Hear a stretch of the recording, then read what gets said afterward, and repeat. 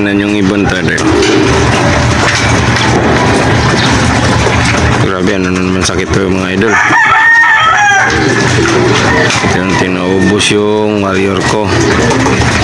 Kung sa bagay okay lang naman ito kasi dito banded, pero kapatid to nung banded natin na isa. Kaya nangyari to idol. Yung isa naman nandun sa baba, ganun din, parang nilalagnat. Ito din oh, tingnan nyo.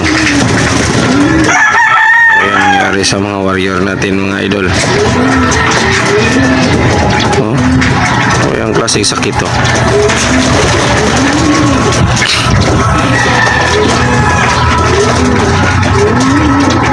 Nilipad ko to kanina, tapos pag landing dito landing sa landing board, tapos hindi na gumagalaw.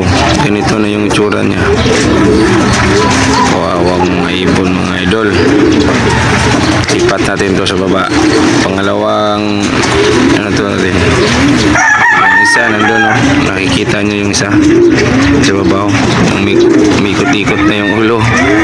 Ito naman, ano kayang kasing sakit to mga idol. Comment down below mga idol. Maraming salamat. Bye.